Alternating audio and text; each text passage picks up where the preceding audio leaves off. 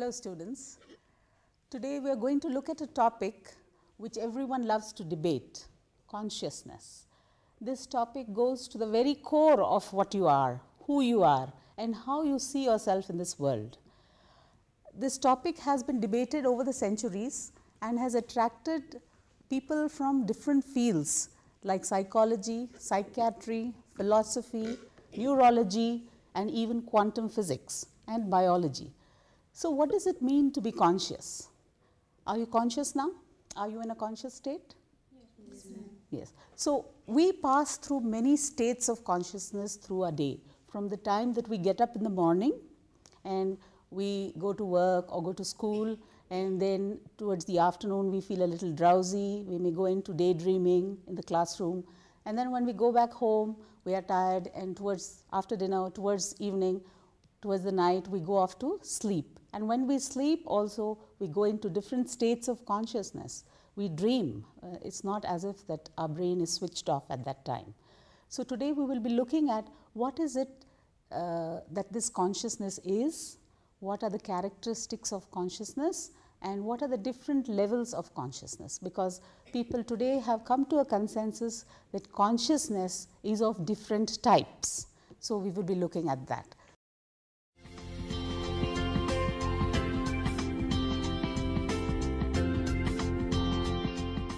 So what does it mean to be conscious? Can anyone of you tell me? Consciousness means to be aware of your of the surroundings around us. What are you conscious of right now, girls? That you're sitting here? Is there anything else you're conscious of? Of your thoughts, of your perceptions? Okay. So when we talk about consciousness, we refer to our subjective awareness of the world around us, our perceptions and internal thoughts. This can range, consciousness can range from total concentration to absolutely no awareness. Consciousness is one of the topics which was studied by the early psychologists such as William James. And in between, before the 1950s, consciousness had gone into oblivion almost, and after the 1950s again there is a resurgence of interest and people are researching into this area, and as I told you earlier, it has been approached from various fields. So people from different fields look at consciousness and debate it and wonder what it is. So today we will try to deconstruct consciousness and see what are some of the characteristics of consciousness. As I told you, it is a subjective experience. By subjective, we mean that it is something which you feel. Like for example, when you feel pain, only you can feel it in the way you feel it. I cannot feel it. I can only infer it from looking at you. But the pain which you are feeling, you can express it in words and only you can tell us about it. That is why consciousness, being aware of something which is happening to you, is very, very subjective. So that's why we call it private. So consciousness is private and subjective. Philosophers have another term for this qualitative aspect of every experience which we go through when we are conscious. They call it qualia. And this means knowing yourself for who you are from within, okay? So that only you know, and they call this qualia. Now consciousness when we are conscious, we are receiving stimuli from the environment, and we have our perceptions, and then we have reactions to those sensory experiences. So when we are conscious, we are combining information from various senses. Maybe you're seeing something, maybe you're listening to something, maybe you can sense or touch something. So all these sensory experiences which are coming to us, we can combine it, and together we experience something, and that is what is consciousness. From the time you get up in the morning till you go to sleep in the night and you dream, our consciousness is constantly changing, isn't it? Sometimes we are daydreaming, sometimes we are very alert, sometimes we are asleep, as in the afternoon or in the night, sometimes we are dreaming. So William James had a name. He said it's constantly changing like a river or a stream, and he called it the stream of consciousness, which has come into usage in literary usage and in art, and we often talk about this constantly changing consciousness.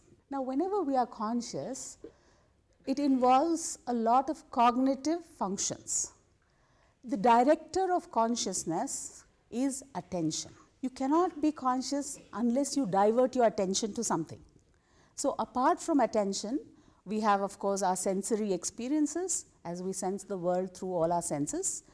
We have voluntary action, decision making, awareness and self-monitoring. Self-monitoring is your experience of yourself as you are at this given moment. So, all these things are going on when you say that you are conscious of something. Like right now, you are conscious that you are sitting here in a classroom and listening to me. So, all these things are going on in your consciousness.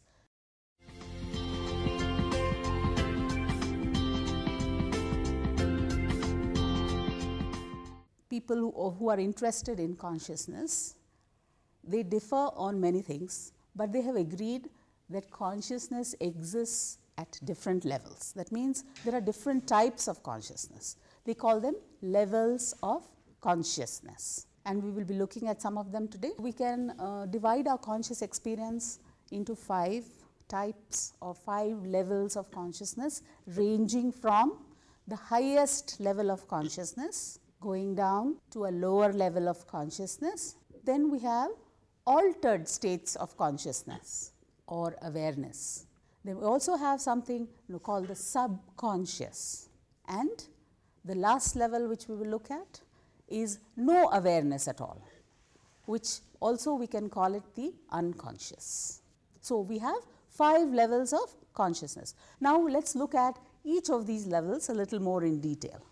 The first one, the highest level of consciousness, is when you are most alert. Can you tell me of something which you do where you are very alert or you are very focused on something? Can you give me an example? Whenever we watch TV. Oh, so you feel that you are very alert when you watch TV? Highest. Would anyone else like to tell us when you are very fully alert? When I am listening songs. Okay, when you are listening to songs. I would like to believe that you right now also you are very alert and listening to my lesson. Yes, ma'am. Okay, so when I say alert, what does it mean? That all your awareness is focused on my voice, okay, and you are trying to take in what I am trying to tell you. Okay, this state of awareness occurs when we are trying to solve a problem, maybe when you are doing a jigsaw puzzle or a crossword puzzle you are trying to solve, and it involves controlled processes. That means you are controlling your cognitive processes and you are trying to focus on what you are doing without being distracted by anything else. So, this is a form of consciousness through which we attain some of our goals. Focused, concentrated attention. That is the higher level of consciousness. Then we cannot be in the state of constant concentration and focus all the time, can we? When we do it for maybe for 10 minutes, for half an hour or for 1 hour, very naturally our levels of awareness or rather attention come down a bit. So, now we will look at a lower level of consciousness which does not require so much of attention.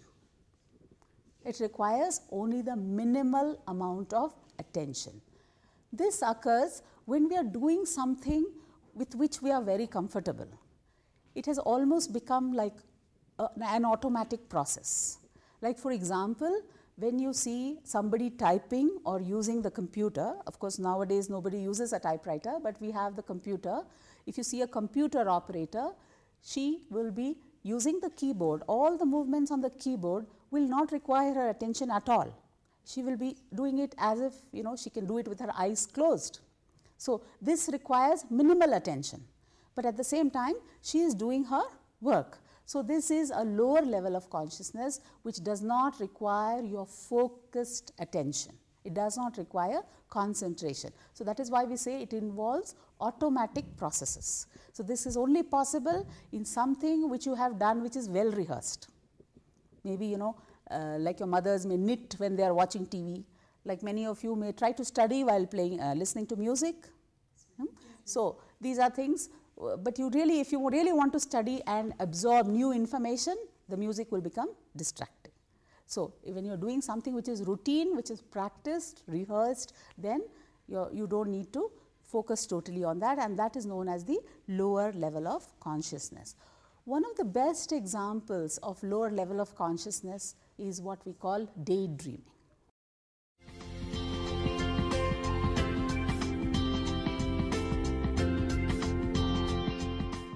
What does daydreaming mean?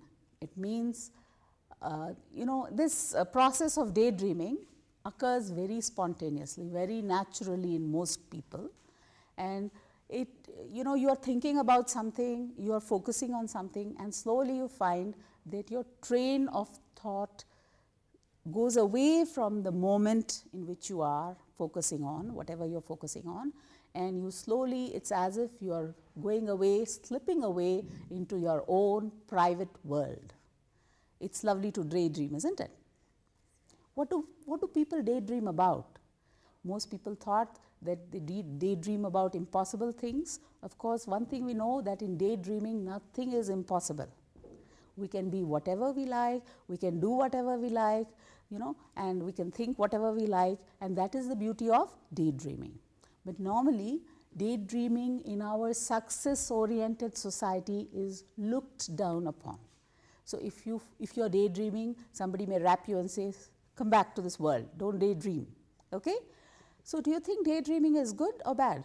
If you continue to daydream for long periods of time, it is negative, because what will happen? You are not focusing on what you have to do, you isolate yourself because you go into your own private world, okay? And you can become maladjusted. But daydreaming is not all that bad, and we have evidence of this from people who have said that often when they daydream, they think of many things which they have to do, they plan, they make decisions, okay? And there are so many things which you can do. So daydreaming is like dreaming when we are awake, and it helps us. What are some of the ways in which daydreaming can help us? Because it has a positive side. When do we daydream? When we are doing something automatic again, we daydream. In daydreaming, it can, we can go back, get a break from our normal routine, come back refreshed, so it helps us to relax, okay? And daydream helps us to plan things, to, any problem which we are having in a relationship, or any problem which we are having, which we are facing, like if you are afraid of flying, for example, by daydreaming, and in your daydreaming, imagining what all is happening, you can learn how to cope with that, because you have to anyway go and fly, okay? So for many of the things, if we rehearse it in our daydreams, it helps us to cope with that. And because nothing is impossible in daydreaming, many athletes and people who perform are asked to daydream, or rather visualize what is going to happen when they are on the sports field or when they are on the stage, and they can overcome all the anxieties which may have built up related to their performance. So in that way, it helps, daydreaming really helps. So this is again a lower level of consciousness.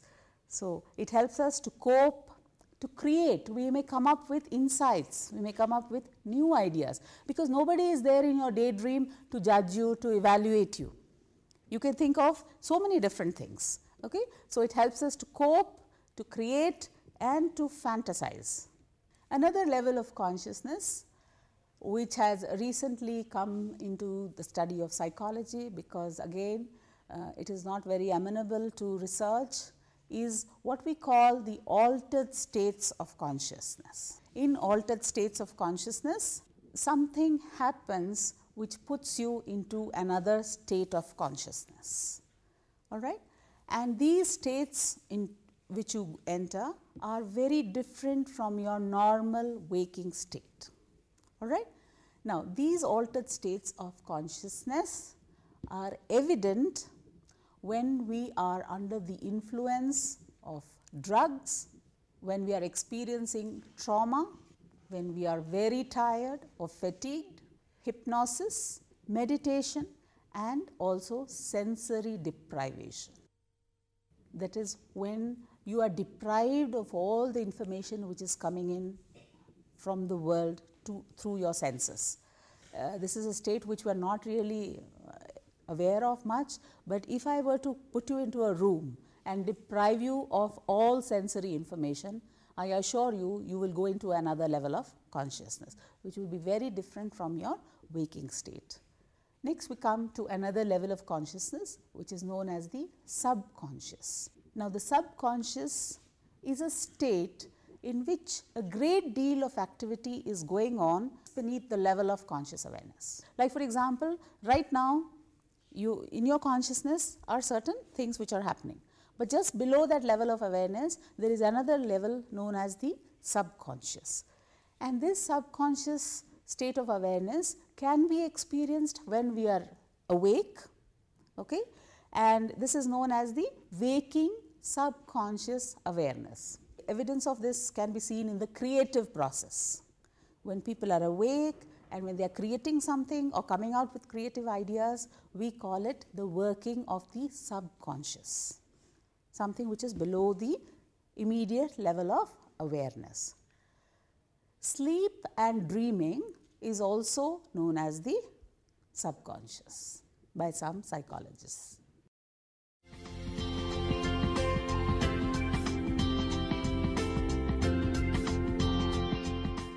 Then we come to a very controversial level of awareness, which is the unconscious, which is known as no awareness.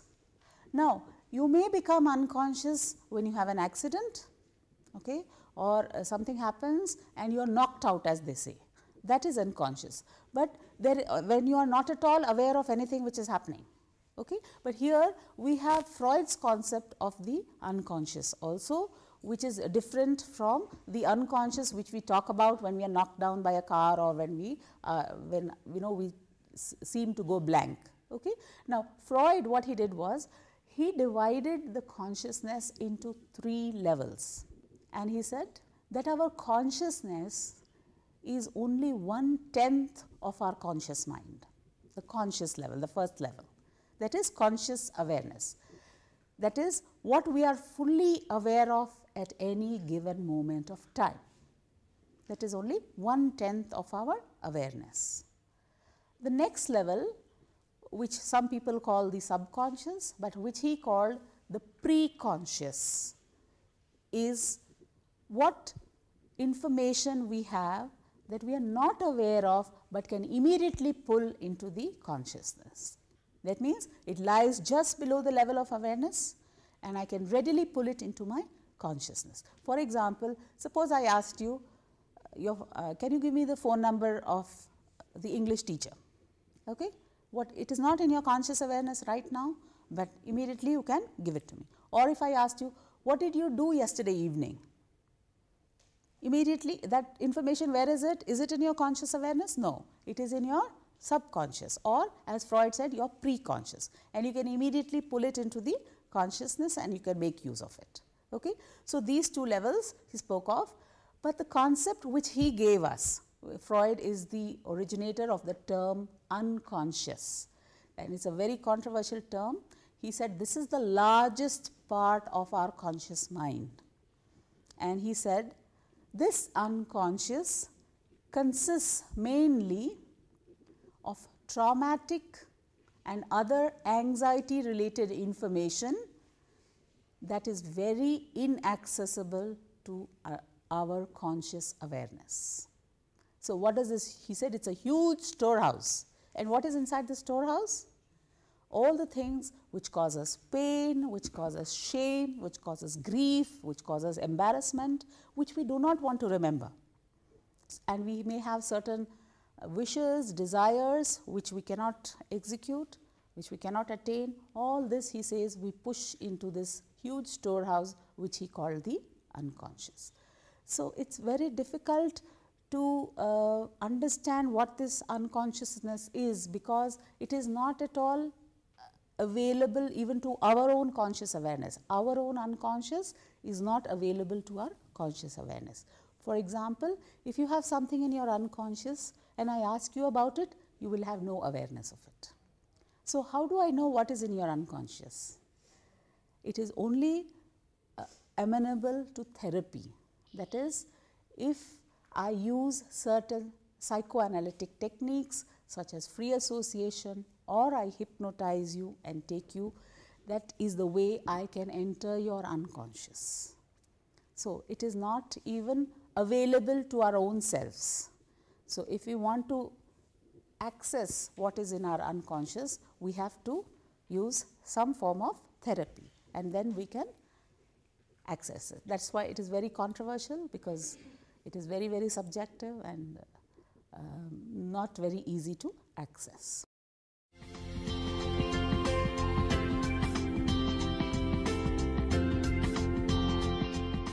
Ma'am, how do we know that in which state of consciousness we are?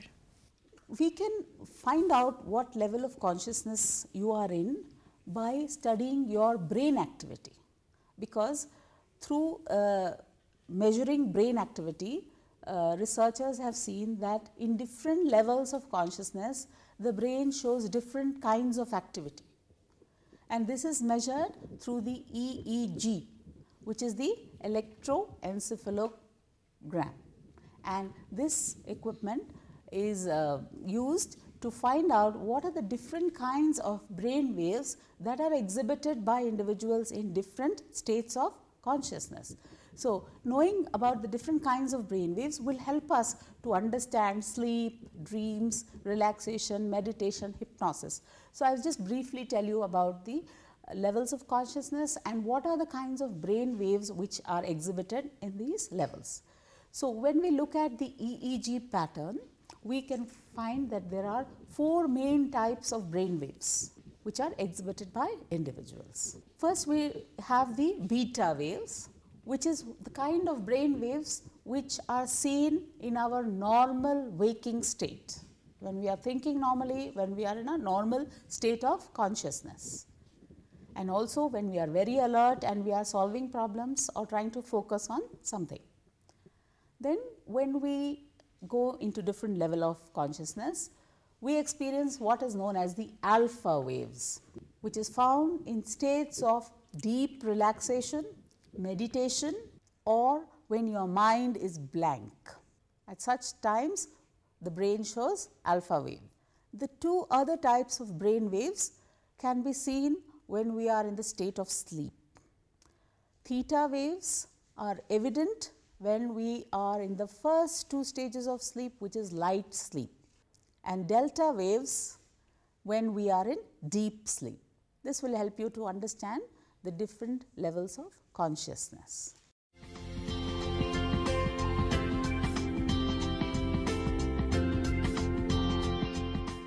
As I told you, consciousness has generated a lot of research in different fields of science, and I will just tell you about a few of the research findings, because people were very interested in consciousness. Where does the consciousness reside? Is it in our body? Is it in our brain? Okay? Because consciousness is what gives rise to what we call the mind. You understand what is the mind? Okay? And many people think of the mind and the brain as synonymous, as one and the same thing. What is the difference? Brain is the physical entity, okay?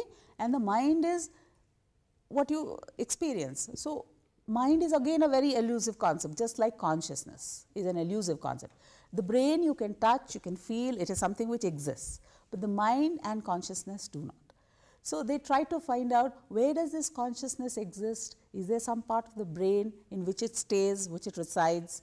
But the latest research shows that whenever we say that we are conscious about whatever we are conscious of at this given time, a number of separate distributed processing systems in the brain are connecting together to produce this consciousness. That is, not one part of the brain is there.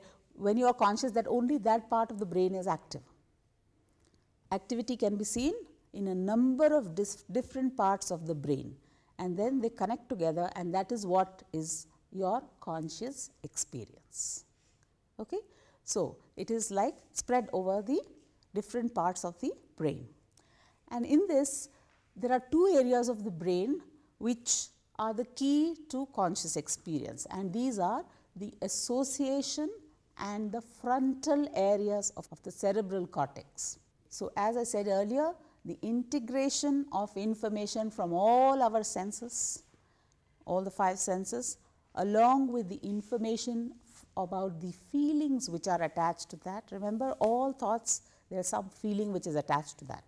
So, the feelings which are attached to that and the memories which are stored in our brain in the association areas, these 3 things together combine to give us what we say is consciousness. So, when you are saying, when you are sitting here and you are conscious that you are sitting in the classroom and you are listening to me, what all is active? The senses, the sensory processes, the emotion which is attached to it, and all the memories of your previous classroom experiences, of your previous experiences with me, which are stored in your mind. So, all these are working together to create an awareness in you of who you are, what you are doing right now. So, that is why I said who we are and what is our physical, where are we sitting and what are we thinking, what are we feeling, all this together which gives us our conscious experience. Whenever we are in a deep sleep, how can we say that, like it's a part of a subconscious? Because we are not usually aware of what is happening whenever we are in a deep sleep. I told you that subconsciousness is the awareness of which lies just below our level of conscious awareness. Now, there is something which is known as waking state of subconscious, which I told you is evident in the creative process. Now, when we are asleep also, of course, when we are in light sleep, we may be aware of certain things, but even in the deep sleep and when we go into a dream state, the brain is aware of certain things, and so we call it the sleep state of subconscious. Of course, there are some psychologists who would say that sleep and dreams are not subconscious, but an altered state of consciousness. So, how do we differentiate between sleep and dream and the other altered states of consciousness is that sleep and dream is something which is very natural. We do not have to do anything to fall asleep, and certainly we do not have to do anything to go dream. But in the other altered states of consciousness, we have to do something, like for example, deprive ourselves of the sensory information or use certain drugs or chant something to go into a meditative state and do something to reach that altered state of consciousness, whereas it is natural in sleep and dreams. And when we are sleeping and dreaming, definitely there is some awareness even in your deep sleep, even in your dreams and even when you are in light sleep.